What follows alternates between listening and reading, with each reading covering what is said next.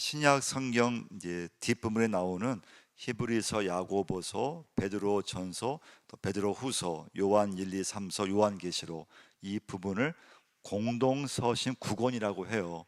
공동서신 9권을 이해함에 있어서 한 질문을 이제 할 수가 있는데요. 우리 한번 제목 한번 같이 한번 읽어보겠습니다.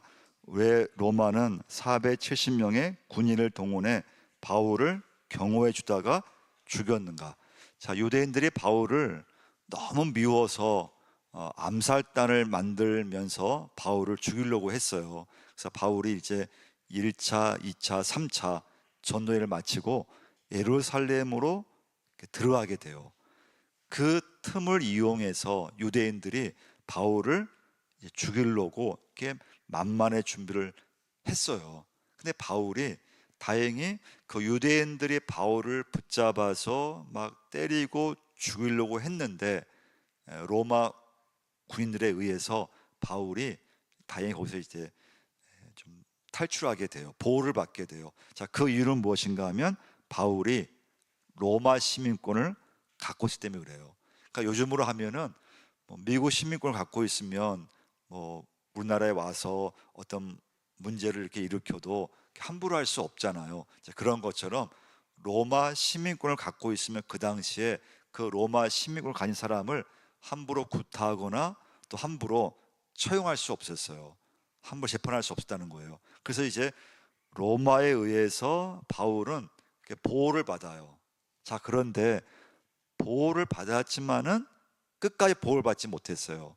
그 이유가 무엇인가가 이제 오늘 함께 이제 말씀을 나누어야 될 중요한 메시지예요. 자, 제목 한번 1번 한번 같이 한번 읽어보겠습니다. 로마 시민 바울에 대한 로마 제국의 경호.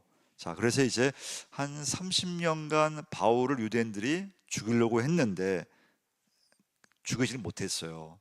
여러 이유가 있지만 그 가장 중요한 이유는 로마 제국이 바울을 보호해 주었기 때문에 그래요. 우리 사도행전 21장으로 한번 가서요. 21장 27절을 한번 찾아보시면 바울이 예루살렘에 들어갔을 때 엄청난 위기를 만나게 돼요.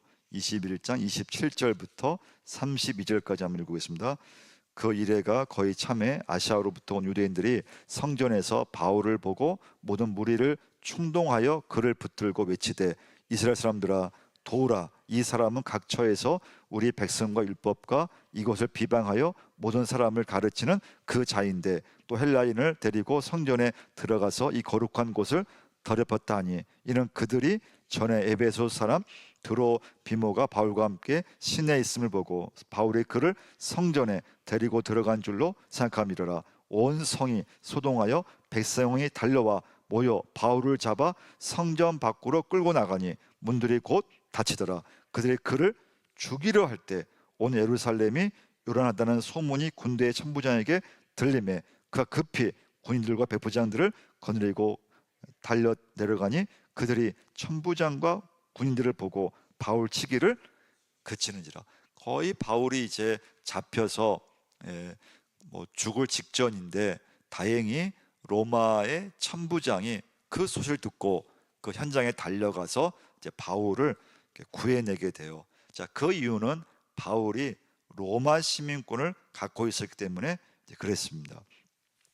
자, 2번 제목 한번 읽어보겠습니다. AD 64년 로마 대화재 사건. 자, 신약 성경에서 가장 중요한 사건은 십자가 사건이에요. 그 십자가 사건 이후에 또 중요한 사건이 하나가 있어요. 그게 뭔가 하면 로마 대화재 사건이에요. 이 로마 대화재 사건은 AD 64년 7월 18일에 일어났어요. 근데 기록에 의하면 어떻게 해서 불이 일어난지는 확실하지는 않아요. 근데 아마 하여튼 이제 불이 이렇게 났는데 이게 계속 이게 불이 로마 시내 전체를 태울 정도의 엄청난 화재가 된 거예요. 우리 안동으로 치면은 안동 용산동에서 집에서 불이 났는데 그 불이 계속 번져가지고 안동 전체 이렇게 그 화재가 난 것처럼. 그러니까 그럼 얼마나 그 피해가 심했겠어요. 그러니까 로마 전체가 피해가 입을 정도로, 그 14개 행정구역 중에서 4개 행정구역만 제외하고 한 10개가 피해를 입을 정도니까 로마 전체가 이렇게 그 화재로 인해서 피해를 입게 됐어요. 자, 문제는 그 불을 누가 일으켰느냐, 그 범인을 이제 잡아야지만 그 로마의 어떤 그런 문제를 이제 해결할 수가 있는데, 문제는 로마의 이 화재의 방화범을 잡을 수가 없었어요. 그러니까 좀 민심이 안 좋죠. 여론이 안 좋아요. 어떤 사람들은 아예 네로 황제가 자기의 어떤 그런 황제 지위를 유지하기 위해서 일부러 이 로마의 시내에 불을 질렀다, 그런 여론이 좀 파다하게 이렇게 번졌어요. 그러니까 네로 황제가 그런 이제 소식을 듣게 된 거잖아요. 이때 네로 황제가 자기의 지위를 유지하기 위해서 로마 대화재 사건은 기독교인들이 이 불을 질렀다, 이렇게 기독교인들한테 누명을 이렇게 뒤집어 씌웠어요. 그래서 그때부터 기독교에는 엄청난 박해가 일어나게 돼요. 한 250년간 엄청난 박해가 일어나게 돼요. 자, 그래서 네로 황제가 이 로마 대화재 진압을 하려고 애를 썼지만은 진압을 못했을 때, 방화범이 잡히지 않아서 여론이 안 좋아졌을 때, 네로 황제는 이 로마 대화재 이 불을 기독교인들이 일부러 불을 이렇게 화재를 냈다고 누명을 씌우기 시작하면서 기독교를 엄청나게 박해하기 시작해요. 근데 로마는 원래는 이런 종교를 박해하는 나라가 아니에요. 왜냐하면 로마 제국은 다신교를 인정하는 그런 나라였어요. 그래서 한 30만 개의 그런 종교를 다 인정했어요. 다신론 국가예요. 그런데 갑자기 이제 네로 황제로 시작해서 이제 이 로마 대화재 사건을 통해서 기독교를 이제 박해하기 시작해요. 그래서 여러분 신약 성경을 이제 공부하실 때 복음서에서 중요한 사건, 예수님의 십자가 사건. 그 예수님이 이제 십자가에서 죽으시고 부활하셨어요. 그리고 이방인의 사도로 하나님은 바울을 부르셨어요. 그래서 바울이 이제 물론 바울뿐만 아니라 신약 시대에는 뭐 바나바라든가 베드로라든가 여러 전도팀이 있었어요. 근데 성경에는 바울이 했던 전도 여행만 기록을 해놓고 있어요. 그래서 바울의 1차, 2차, 3차 전도 여행이 나오게 되잖아요. 자, 그 신약 그 이후의 시대에서 중요한 사건은 로마의 대화재 사건. 그 사건을 통해서 기독교 초대교회 엄청난 박해가 일어나게 돼요. 그래서 기록에 의하면요, 한 3천 명이 이때 순교했다고 해요. 그런 많은 그런 교회가 파괴되고 또 예수를 믿는 게 발견이 되면은 그냥 잡아가두고 뭐 맹수의 굴에 집어넣기도 하고, 하여튼 엄청난 그런 박해 해오리 바람이 불게 됐어요. 우리 한번 디모데후서 4장으로 한번 가보겠습니다. 디모데후서 4장 6절을 한번 찾아보시면요,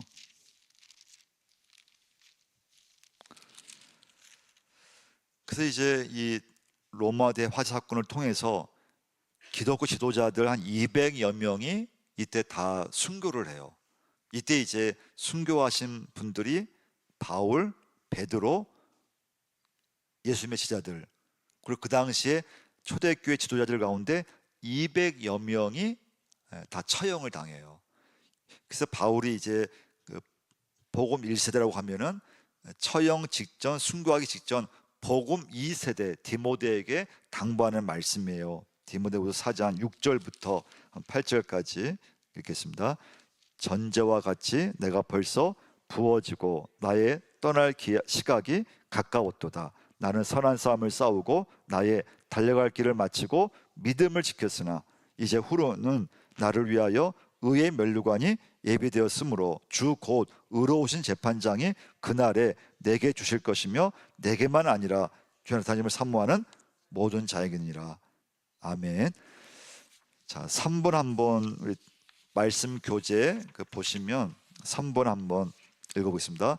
복음 1세대에서 복음 2세대로. 자, 이때부터 로마 제국은 기독교를 본격적으로 탄압하기 시작해요. 자, 원래 로마 제국은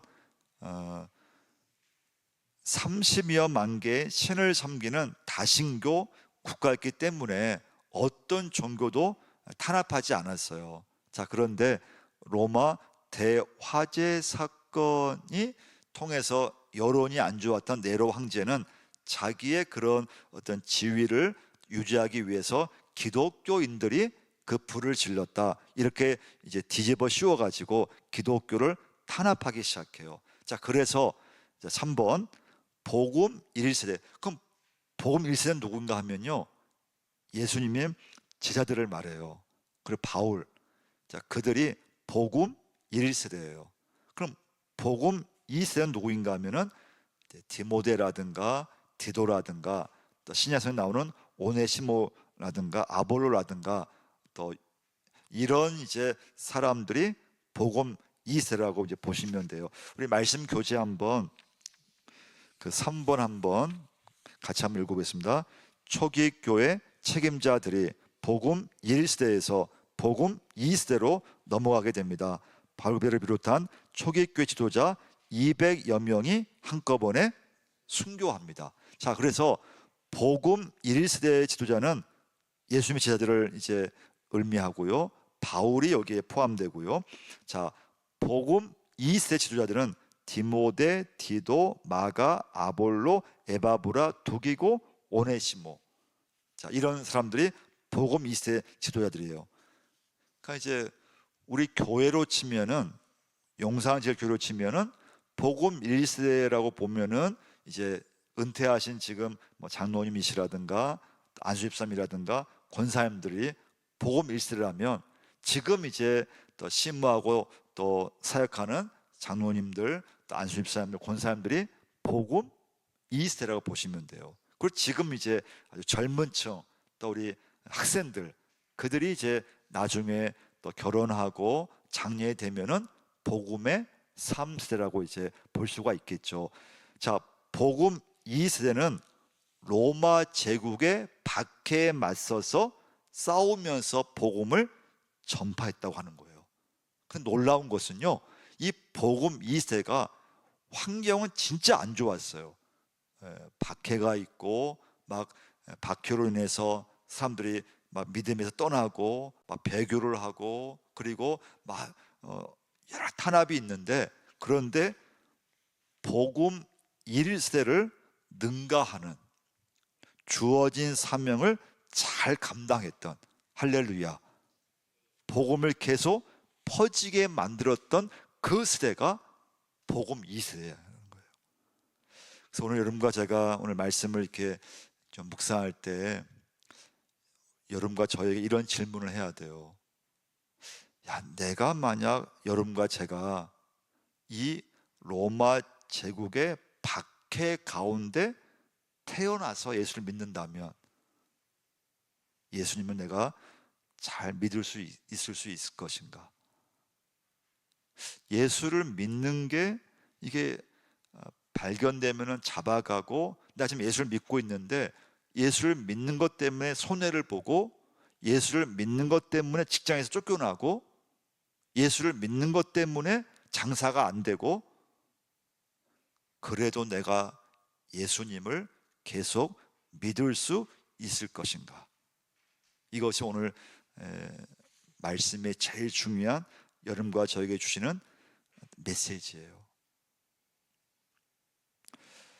자, 이때 쓰여진 이제 성경 말씀 공동 서신 9권 한번 같이 한번 읽어보겠습니다.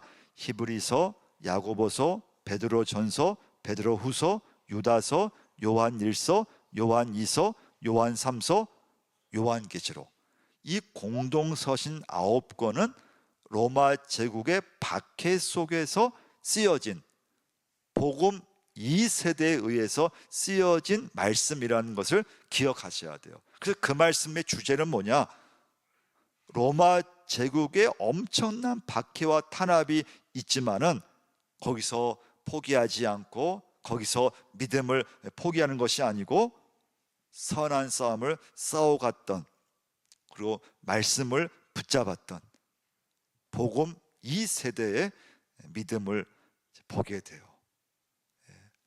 이때 나온 게 이제 카타콤이라고 하는 지하 도시가 생긴 거죠. 왜냐하면 예수 믿는 게 발각이 되니까 이 당시 250년간 박해가 심했을 때 우리의 선조들, 믿음의 조상들은 땅을 파서 지하에서 다른 사람들이 보지 못하게끔 그렇게 숨어서 예배하고 또 몰래 성찬을 베풀고 또 세를 베풀고, 그래서 그 도시가 지금 이제 여러 곳에 남아 있어요.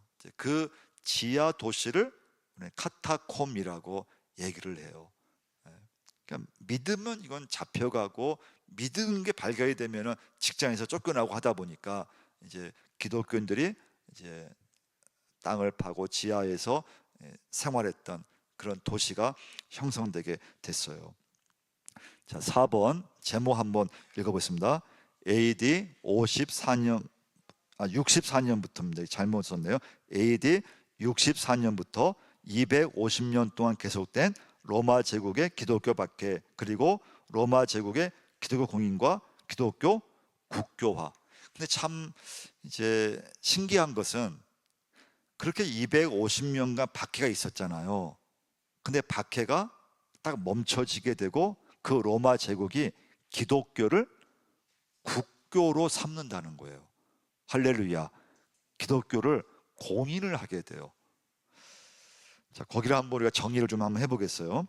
자, AD 64년 로마 대화재 사건, 꼭 기억하셔야 돼요. 그 사건으로 인해서 기독교는 엄청난 박해가 있었어요. 그래서 로마 제국이 바울을 처음에는 보호해주고 경호해주다가 이 로마의 이 박해를 통해서 바울과 기독교 지도자 한 200여 명이 순교를 당하게 된다. 이걸 이해를 하셔야 돼요. 자, 그래서 복음 1세대는 이때 다 순교를 해요. 근데 그걸로 기독교가 쇠퇴하고 없어진 것이 아니고, 놀라운 것은 복음 2세대가 복음 1세대를 능가하는 그 박해 속에서 로마 제국의 탄압에 맞서서 주어진 사명을 완수하는 복음 2세대의 그 기록이 공동서신 9권임을 여러분과 제가 알아야 된다는 거예요. 할렐루야. 자, 그러면 로마의 이 박해는 네로 황제로 시작이 됐어요. 근데 꼭 알아야 될 황제 이름이 한 사람이 나와요. 디오클레티아누스. 한번 따라해 볼까요? 디오클레티아누스. 네, 이 황제는 네로 황제보다 10배의 그런 강도가 높은 기독교를 아주 심하게 탄압했던 황제가 디오클레티아누스라는 황제예요. 자, 이 사람은 284년에서 305년간 한 20년간 황제로 있었어요. 근데 이 디오클레티아누스는 로마 황제 중에서 이 250년간의 박해 중에서 가장 심하게 기독교를, 교회를 박해했던 사람이 디오클레티아누스예요. 자, 이 사람은 기독교 탄압 칙령이라고 하는 법을 만들었어요. 기독교 탄압 칙령. 그래서 기독교와 교회와 관계된 그런 건물, 그런 교회 다 파괴시켰어요. 그리고 기독교인들이 다니는 직장, 또 정부 요직에 기독교인이 있으면은 다 파면시켰어요.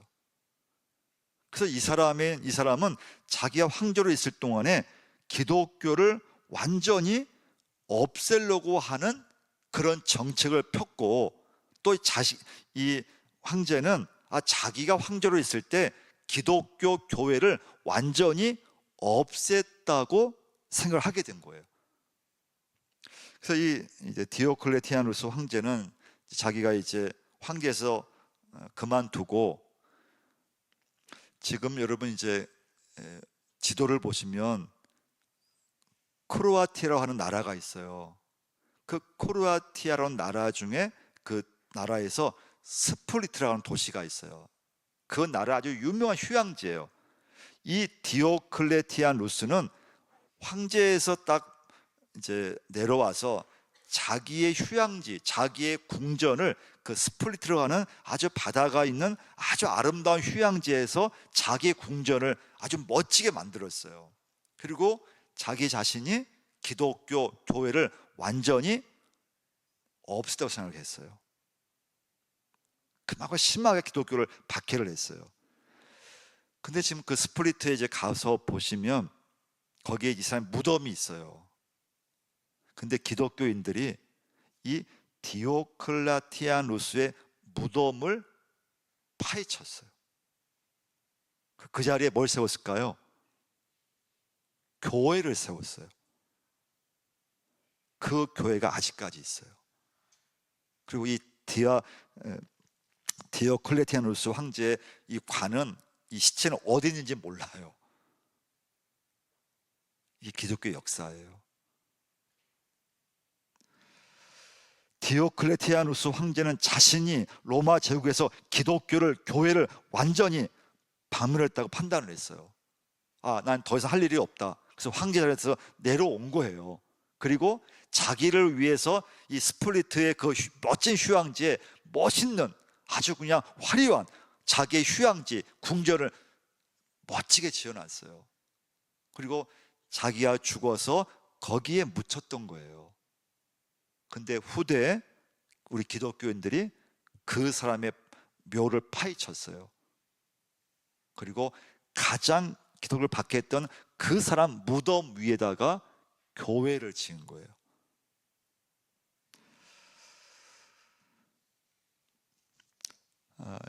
이제 이 사람이 죽고 나서 우리가 잘 아는 콘스탄틴 누스가 황제를 이어가게 돼요.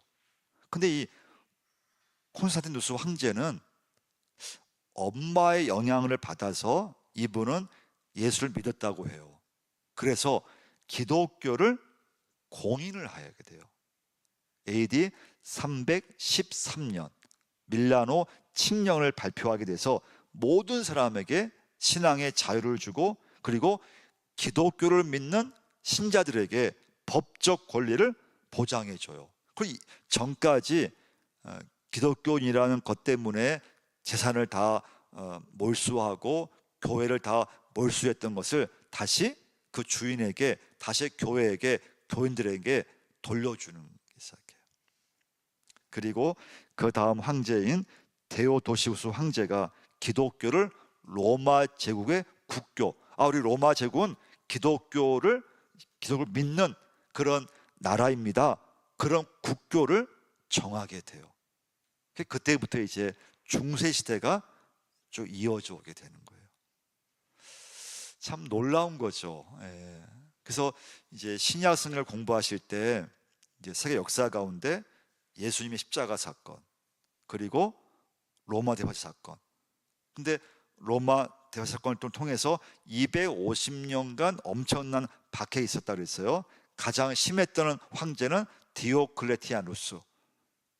그 사람은 기독교를 완전, 교회를 그냥 다 박살냈다고 생각을 하고 그 황제에서 물러났는데, 그 사람 묘 위에 지금 교회가 이어져 온다고 하는 거. 그리고 테오도시우스 황제 때 기독교를 로마 제국의 국교로 선포하게 돼요. 그래서 250년간 기독교 박해의 종지부를 찍게 돼요. 그래서 이제 로마 제국 이때부터 우리가 이제 여러분 뉴스에서 보시면은 그 베드로 대성당이 나오잖아요. 이때부터 이제 카톨릭, 기독교의 전신이라고 보시면 되는데요. 카톨릭이 쭉 이어져 오게 돼요. 한 1000년간 이어져 오게 돼요. 그러다가 종교 개혁이 일어나게 되고, 우리 개신교는 종교 개혁을 시작으로 이제 개혁교회, 개신교가 또 이렇게 이어지게 돼요. 이 모든 것은 하나님의 놀라운 섭리고 역사인 줄 믿습니다. 그럼 오늘 이제 말씀을 통해서 여러분과 제가 다시 한번 오늘 기도할 제목은, 그럼 내가 그러면 이 예수 믿는 게 지금처럼 자유로운 것이 아니고, 예수를 믿으면 그냥 잡아가 버리고, 예수를 믿으면 죽을 수도 있고, 예수를 믿으면 엄청난 손해가 내게 일어난다고 했을 때, 여러분과 제가 그래도 내가 예수를 믿을 수 있을 것인가? 우리 교회는, 기독교는 그런 박해 속에서 우리 기독교가 나아져 왔다는 걸 기억하셔야 돼요. 박해가 있었지만은 박해 때문에 교회나 기독교가, 복음이 멈춰진 것이 아니고, 그 박해 속에서 복음 2세가 더 주어진 사명을 더 감당했던 우리 믿음의 선배, 믿음의 조상을 우리가 이제 보게 되게 됩니다.